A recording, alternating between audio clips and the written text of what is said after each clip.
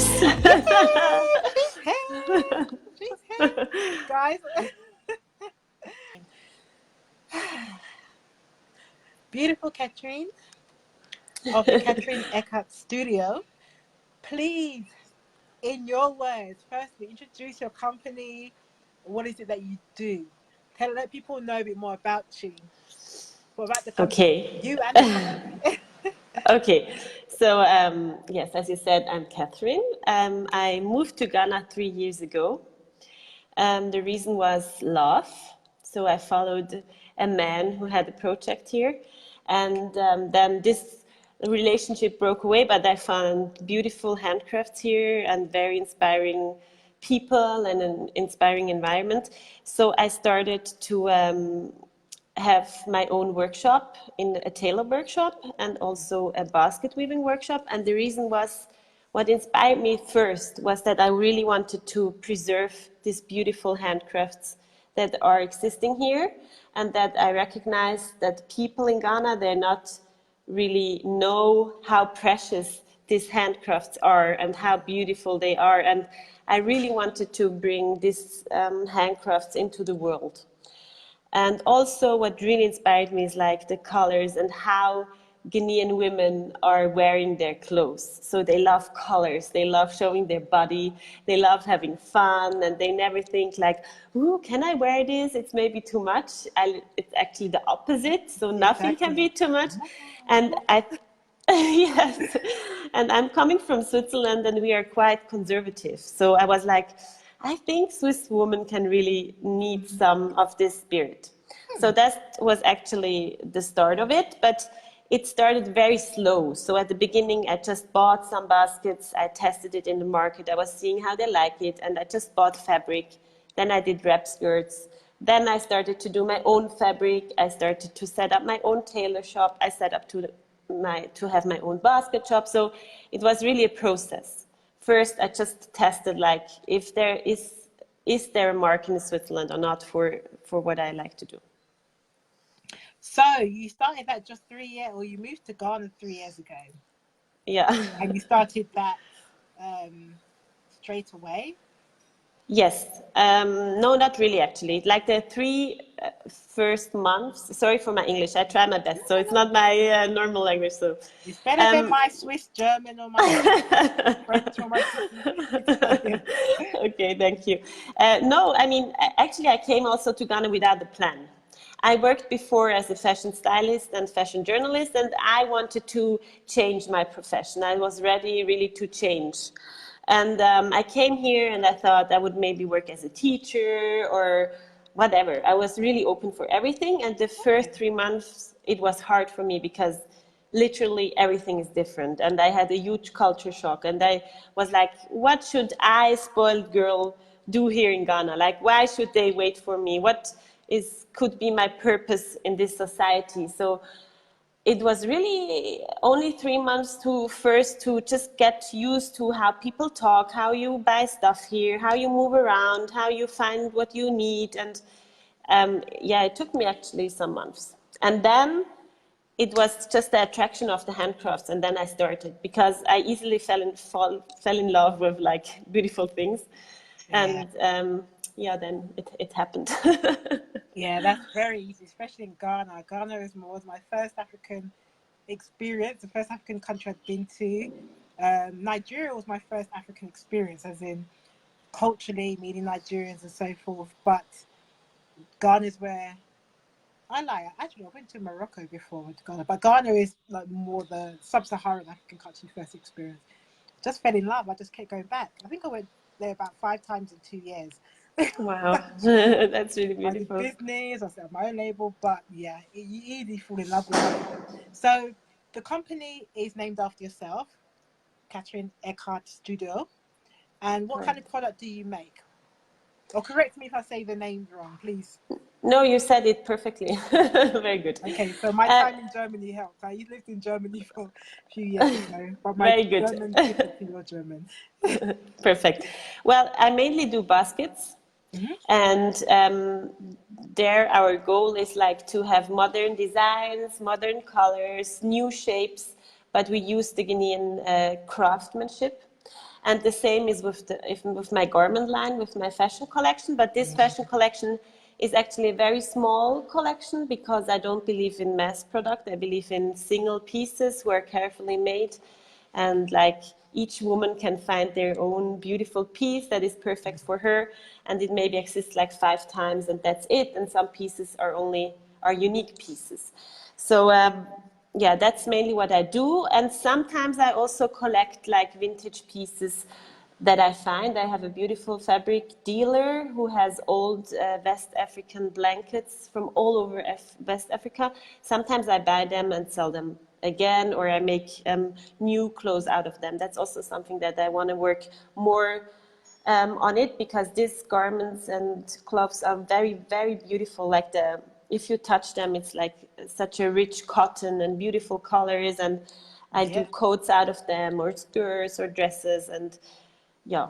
So this is mainly my main products. Your main products, yeah. So, how just to set up that business? How does you just started to make some things, or did you? I mean, what was the steps to setting it up? Literally, let us know. Well, I think the first step was really inspiration. And it was so strong that I couldn't overcome it. So it was not a business plan. It was not thinking of making money. Like the first 2 years, I still worked as a stylist. So when I was back in Switzerland, I still worked for a big client, so I could earn money. And I could try things out. And I just made it out of inspiration, that because I really love to do it. And that's still what I like to do. So first, it's that I am inspired and I want to give this inspiration to other people. And what is very important in my work is to empower people. So on one hand, I empower my workshops, the people who are working for me. On the other hand, I want to empower the women who are wearing my clothes, or the people who have my beautiful stuff, like the laundry baskets or the carpets. I have also beautiful carpets out of straw. Oh, wow. That they have it in the house and they look at it and they really feel like, wow, it's such a beautiful piece in my house. So this is actually what really helps me to continue and to go forward. So what kind of challenges have you faced then in building, just in working in Africa? So many. So many. So I don't know. Open question too. It's actually hard where to start. Well, first of all, I think I mean, first maybe a tip or something that can help people who really want to start a business in Africa is that you need to love this challenge. I think if you love the challenge, then you have really the power to continue, because it's also fun. It means sometimes it really sucks, but it's also a lot of fun. So for me, coming from a cold country, the heat, it sounds weird, but this heat and the environment of the pollution and the smoke and the very loud sound, it's very, very tiring for me. So I had to find a way to really be energetic in this environment. So I'm always planning my day accordingly to the traffic. I know it's a very practical thing, but it's actually really important for me, so that I contain my energy. Yeah, because of your mountains and the weather. Your country is very beautiful, really beautiful. But I can, Ghana is equally beautiful, but the very big differences in climate. But okay, so the challenges, to be open to the challenges, and the climate differences, that kind of experience. Well, but I can also, I can tell you 2 other challenges. I mean, first, it was the communication. So I think like 50% of what I'm doing is cultural, how you say, like translating culture. So I have to translate them how I think, and they have to translate me how they think. So this is something very important for me and was a big challenge. And then to find the right people, that's another big challenge. You need people who are having the same mindset, who can feel you, who know what you like, what you don't like, who understands how you communicate, not that they feel like, how you say, offended or something if you say that you don't like it. And then, I think that's actually 2 things that I think is really challenging. I mean, that's a big thing. Yeah, her collections are very unique. That's why I've been Oh, watching this lady, guys. Been watching Kathrin for a while. She doesn't know how long I've been watching her, but her work and what she's doing, even just the way the styling is, and you know, being a stylist, it makes sense. You know, the way that the images are done, and she just simplistic, but just unique, original. You know, I love it. But I was going to say just the fact that you spoke about communication, and for them to see where you're, what you're thinking, you think what they're thinking. This, guys, I mean, you're hearing it from the horse's mouth. You know, a designer who built a business in Africa, a European designer, and there's already that culture difference. And these are things. Culture and communication is I have a training on that as part of Fab. The Fab training within the Fab coaching and within the Spark online course, there is a section which talks about, you know, working with manufacturers, working with suppliers in Africa, and that's one of the key things that Kathrin has already said this in regards to communication and culture, and how you deal with that. There's some more that the course goes into, and that's why I really encourage you guys to purchase or get involved, invest in it for yourself, because there's so much learning. It's not easy, is it, Kathrin? You can't just jump in and, you know, especially coming from somewhere else, just expect to just get on. There's so much to learn. You probably learned just by doing, but how has that been, just learning on the job? well, very interesting. But you know, I mean, I think it's important also not to be afraid to fail, and not to be, don't have too high expectations. So try people out. So just meet the tailor, tell him what you want, try how he's doing it, and then try to work on the piece. And if you see, hey, he doesn't has the same vision like me, he don't understand me, even if you try, because it needs a lot of patience as well. So you cannot just think like you go there once, you show him a pattern and then he will do it perfectly. No, you really have to take your time and talk to the people and put some energy in this relationship as well. And then when you see, hey, but we always have problems together, then you need to find another one. So I think, yeah, don't be afraid to fail, and just don't take it personal. My problem was I always took it personal. I was like, she messed it up because, you know, and no, it's just part of her style, how she likes to do it. And because she could know that I don't like it like this. It was not because she wanted to hurt me and did it wrong by, by force or something like that. So, yeah, that's something I remember. It's very interesting. But just getting that thought across is the main part, and learning how to do that is imperative to your business. So we've talked about some of the challenges, you know, that you've mentioned, but what are some of the positives that you found working in Ghana? It's just Ghana, right? You don't working in any Yes. other. So Yeah, what's some of the it's just positives gonna. that you found? Well, The good stuff. the freedom, you know, I love that here. So I feel very, very free, and also the improvisation. Like a lot of it is quite improvised and spontaneous. And in these two things, spontaneous stuff and also the improvisation, there is so much potential of creativity. So that's what I really love here. So you can just do stuff, you know, and you can just try it out. And just work freely, and that's something I really, really like. And also I have now great relationships with my workers.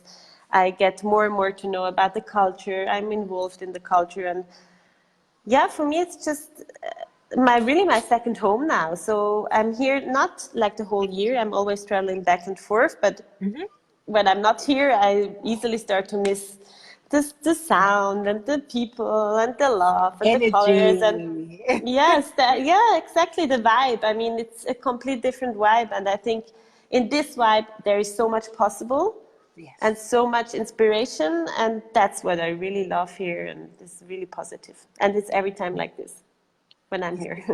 You see, you guys, like designers who are doing stuff. Whenever I talk to you guys, it always makes me think, oh, maybe I should start a fashion label in Africa, because I've got the contacts, I've got the know-how. Obviously, that's why I'm training other people now. and sometimes I'm just so tempted. I'm so tempted because I just have some innovative ideas. I just get, and I kind of you make me so tempted. Don't you guys, who are here today, don't you just feel more inspired to just set up in Africa, to make it happen? There's so much things you can do. There's so much creativity, opportunity, and freedom is what Kathrin was saying. Freedom to just do things and improvise and create. It's amazing. So you're making these woven baskets, you're working with obviously community groups or tailors and so forth.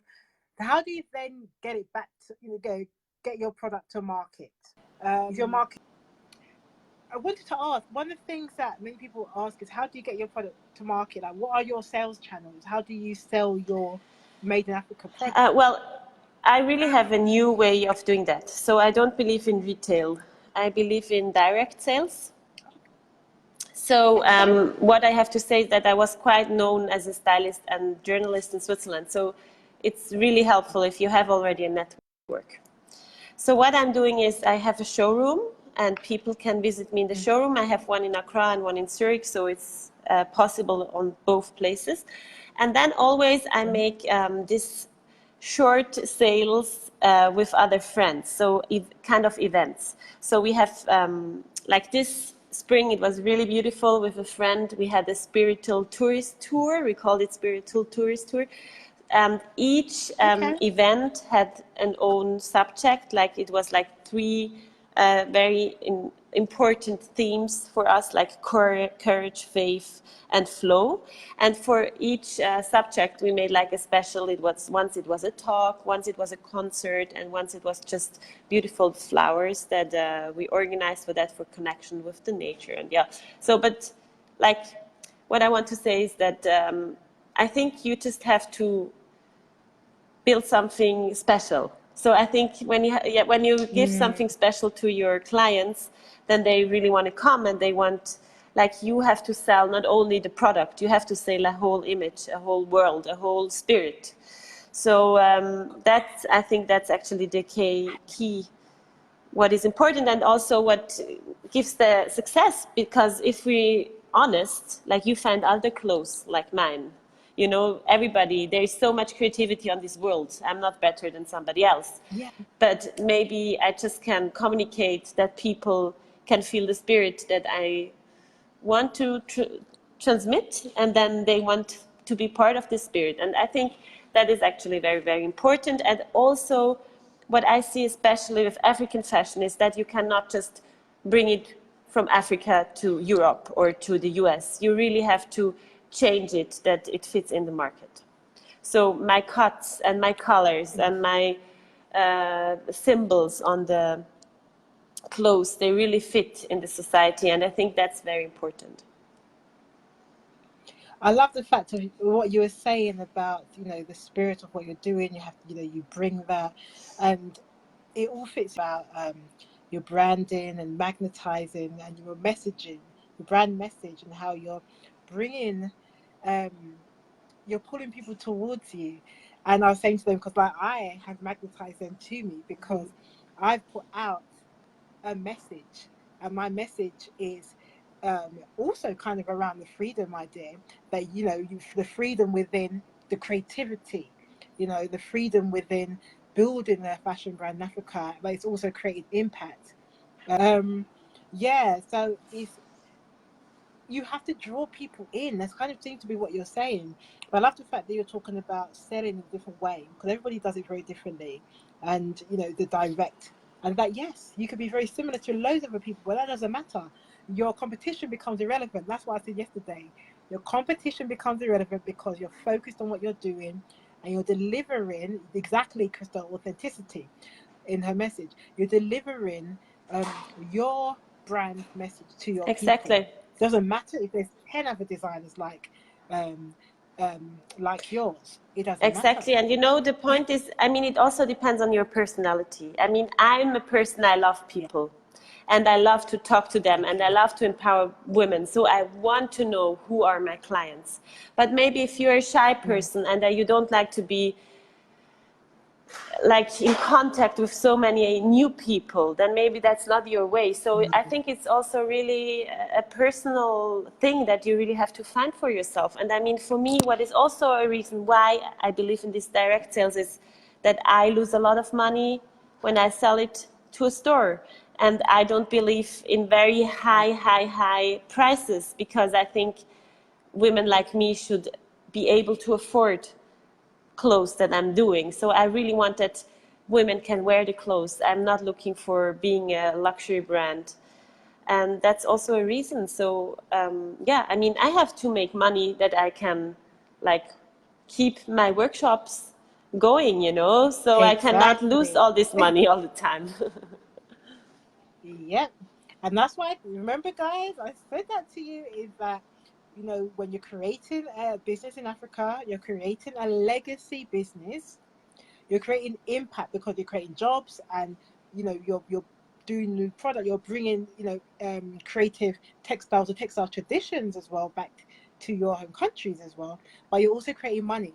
If you're not making money, if you're scared of spending money and making money, how are you going to continue a business?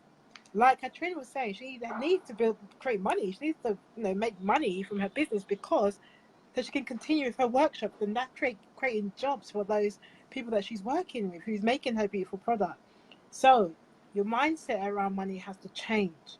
You have to speculate to accumulate. That was a saying, right? But you have to get your head around that off. Kathrin had to spend money with suppliers. Maybe she even got experiences where she spent money and she couldn't use product, or it wasn't right, but she still went back and spent more money and made things.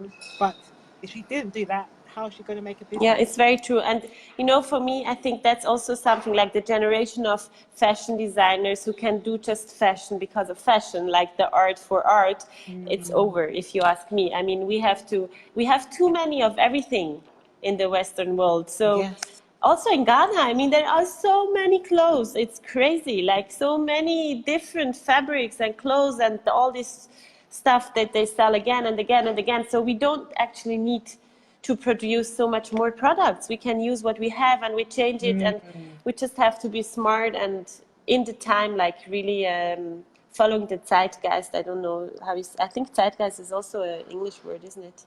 Like in the Yeah. present, being in the present, Yeah. and see what's going on and really make something out of that, like feeling the time and the moment. Yeah.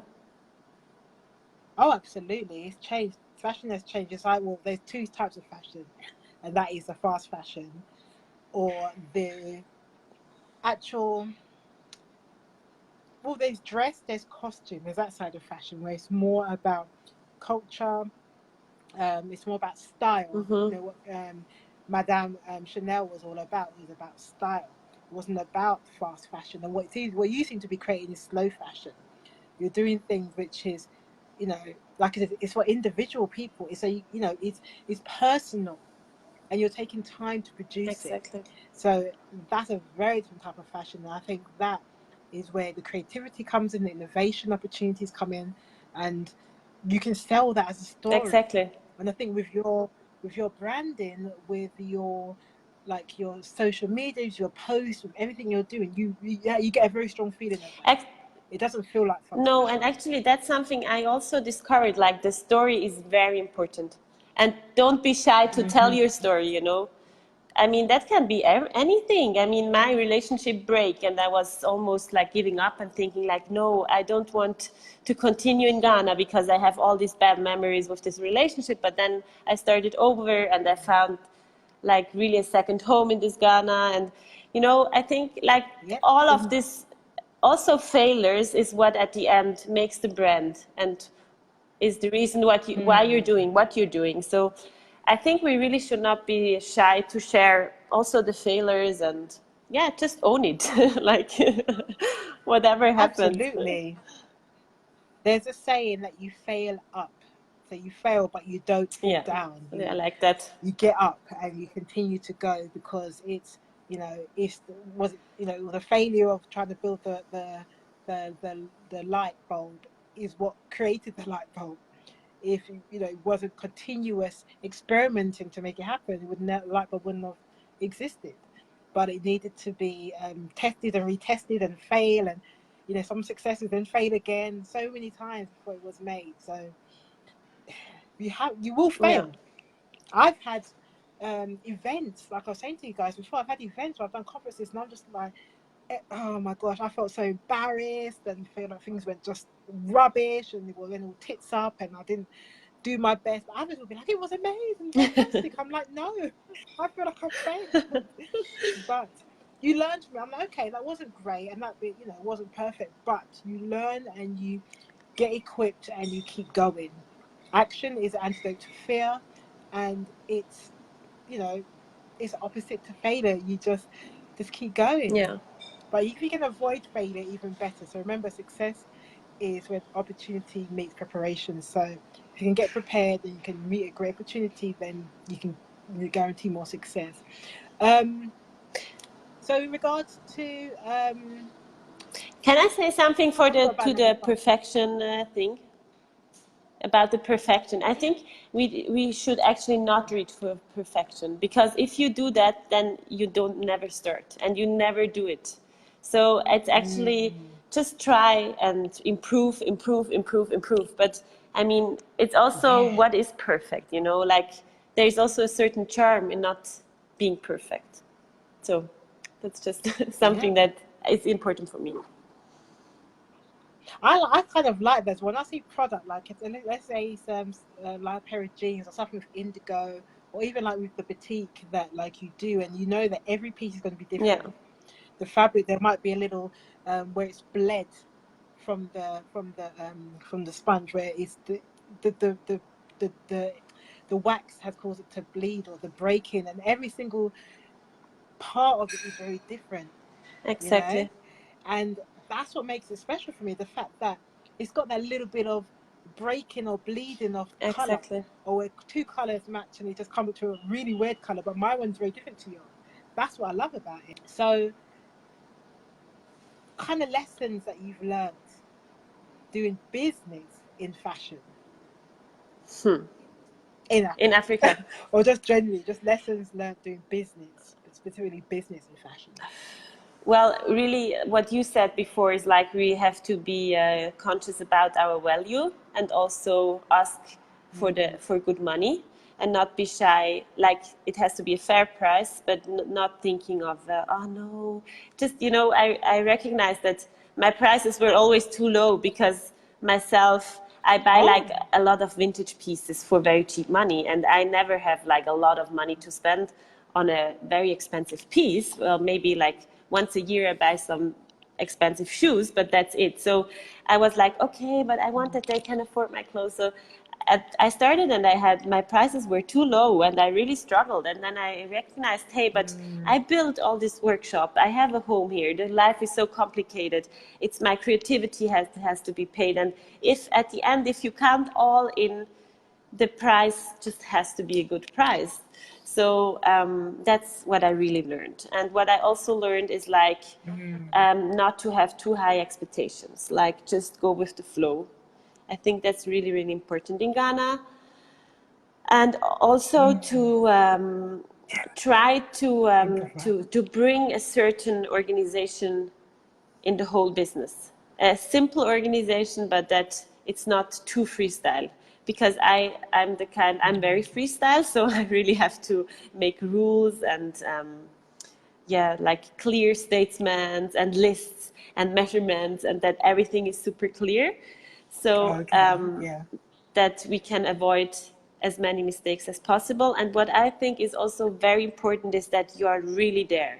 So you really need to know the people, and you need to know how they're thinking and how they work and what they're doing and what they're good in, what they're bad in. And you cannot, I think for me, Ghana would not have been a good country to produce if I just would have sent some samples and expect the same samples back, You really have to be there and make sure that they work how you want and that they understand. So that's also something I learned, Some big lessons there, guys. So Wow, where do I start? So you see, guys, when Katrina was speaking about the costings and everything else, you should be very pleased to know that I'm going to be providing you with templates of cost sheets for the fashion industry, simplified versions that's easy for you to use with your business, and you'll get that within Spark and Fab training. That will help you for those who've never been in the industry, who unlike Katrina or myself, who've had some experience in fashion. You'll be able to get this to support you because it is a really important thing that she's talking about just now. And then, you know, as well as the fact of going there, I absolutely tell everybody at some point you're going to have to go. Yeah. That's what I did. I picked up and I went. Now, I want to take you on a journey so I can kind of teach you some things, get you in there, get you to support your journey. And then I have opportunities where you can come to Africa with myself and a group of us as well. So you can then go and meet your suppliers face to face and do exactly what Kathrin's saying.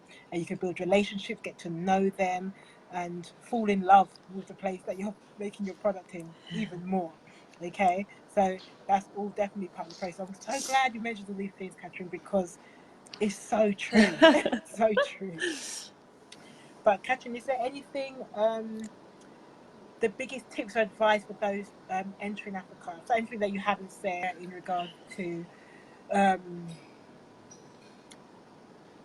just building that business in Africa or in Ghana? Yeah, I think like the learned? biggest advice would be take your time. Like, don't think it goes quick, and also like allow yourself to get into the culture and get to meet the people and get to know how the system works. I think that's actually very important, because then when you know how it works, you're quick. Then things are going easily. It starts to flow. So I have this tailor, and he knows now my batik guy, and this one knows a very nice fabric supplier. So then it goes really easy. Awesome. Take your time. TYT. Okay. Take. But take your time. It's okay. It's okay. That's why I'm saying you can foundation build. Get your foundation ready. We can go to Africa if you want to take that next step. If you want to work with the coaching, you can do that or do it online. But take your time. Go through the process. Get out there. Take these lessons that Kathrin has mentioned. What's next for your business? I mean, we're going to summer 2019. So Already, now, yeah. that's also something. I'm not really working with seasons. So I have really another concept. So I'm like, for sure now I'm thinking, I start to think about 2019, and I have my visions already in Switzerland, and I do my prototypes in fabrics and colors and cuts, new ideas. And what I really want to work on is with this vintage clothes. I want to do more things with that. And I met a really cool artist here who is painting fabrics. Like, he's painting on fabric, which is really, really cool. And I want to do some more stuff with him. But mainly it's all about like keeping the pieces more unique, even like producing even less than before, but like more special pieces that they have a good price and are very, very like adorable, something that you can really not find somewhere else. So yeah, that's actually what I'm working on at the moment. Yes. I just love it. I just love it.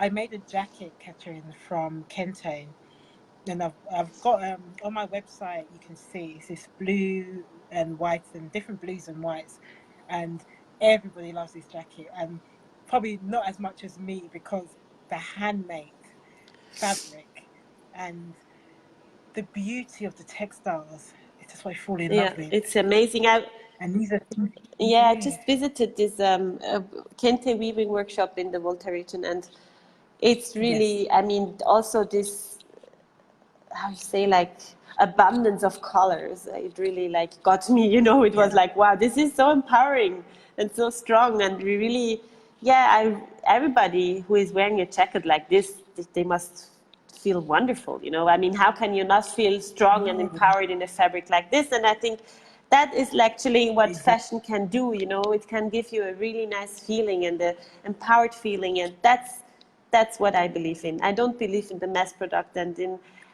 wearing like people wearing just clothes, just they wear something. No, I mean it can be a part of your personality, who you are, what you want to communicate, and yeah. So that's what I really want to do. Well, what I find, Speaking, teaching. yes. So what I finally did is my online shop. I'm quite proud of it. So I will really promote that one, and then I have an idea to expand to Germany because I have many requests from there, and then for sure I Okay. will do this pop up with my friends, like last year, because it's really beautiful, and I will plan some nice events for my clients. Also, there could also be a special event about women and empowerment where we talk and discuss stuff, you know. I mean, for me, it's really to build a community. It's not only to sell my fashion. Yeah.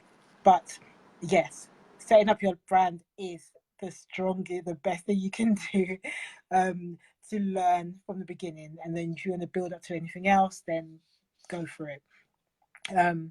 But yeah, so lovely, Kathrin. I think that's it. So let's all just say thank you to Kathrin in this Kathrin Eckhardt studio on Instagram and Facebook, to check her out. Check out her brand, the beautiful batik products, and the dyeing she does, and the baskets. Got all about the baskets. But yeah, beautiful product. Oh, you can't hear me anymore. I think she's gone. But we're saying thank you, as you can see.